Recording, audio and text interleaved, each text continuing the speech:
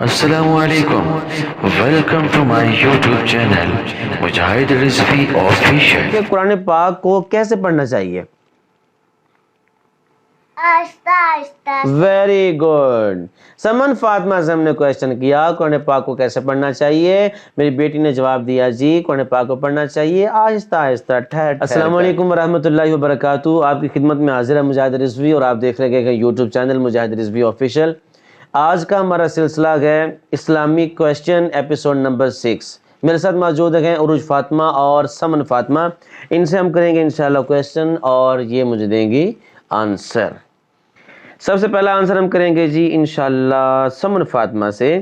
سمن فاطمہ آپ مجھے بتائیں گی کہ آسمانی کتابیں کتنی ہیں؟ 4۔ Very good. سمن فاطمہ سے ہم نے کویشچن کیا کہ آسمانی کتابیں کتنی ہیں، سمن فاطمہ نے جواب دیا 4، تورات، زبور، انجیل اور قرآن پاک، یہ 4 کتابیں آسمان سے نازل ہو گئیں۔ اگلا سوال ہم کریں گے سمن فاطمہ سے۔ سمن فاطمہ یہ بتائیں کہ قرآن پاک کو کیسے پڑھنا چاہیے؟ آہستہ آہستہ۔ Very good. سمن فاطمہ سے ہم نے کویشچن کیا قرآن پاک کو کیسے پڑھنا چاہیے، میری بیٹی نے جواب دیا جی قرآن پاک کو پڑھنا چاہیے آہستہ آہستہ ٹھہر ٹھہر کر۔ تیسرا سوال بھی ہم کریں گے سمن فاطمہ سے۔ سمن فاطمہ آپ مجھے یہ بتائیں کہ قرآن پاک کے ایک حرف پڑھنے پر کتنی نیکیاں ملتی ہیں؟ 10۔ 10 نیکیاں۔ قرآن پاک کا اگر ہم ایک حرف پڑھتے ہیں، تلاوت کرتے ہیں تو اللہ تبارک و تعالی ہمیں ایک حرف کے بدلے میں 10 نیکیاں عطا فرماتا ہے۔ اگلا کویشچن ہوگا بھی عروج فاطمہ سے۔ ٹھیک ہے عروج فاطمہ، ریڈی ہے نا؟ اچھا عروج فاطمہ یہ بتائیں قرآن پاک کس زبان میں نازل ہوا؟ عربی میں۔ Very good. قرآن پاک عربی زبان میں نازل ہوا۔ اور اگلا سوال بھی ہم کریں گے عروج فاطمہ سے۔ عروج فاطمہ آپ یہ بتائیں قرآن پاک ہمارے نبی کریم صلی اللہ تعالی علیہ وسلم کے پاس کون لے کر آتا تھا؟ حضرت جبرائیل۔ Very good. ہمارے پیارے نبی صلی اللہ تعالی علیہ وسلم کے پاس جو ہستی قرآن پاک لے کے آتی تھی ان کا نام ہے حضرت جبریل امین علیہ السلام۔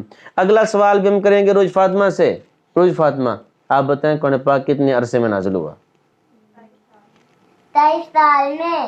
Very good. عروج فاطمہ سے ہم نے کویشچن کیا جی قرآن پاک کتنے عرصے میں نازل ہوا، فاطمہ نے جواب دیا قرآن پاک 23 سال کے عرصہ میں آسمان سے نازل ہوا۔ ماشاءاللہ ان سے کویشچن کیے گئے، ان میری بیٹیوں نے بہت پیارے پیارے آنسر دیے، اللہ پاک ان کو نیک بنائے اور اسی طرح علم دین سیکھتے رہنے کی توفیق عطا فرمائے۔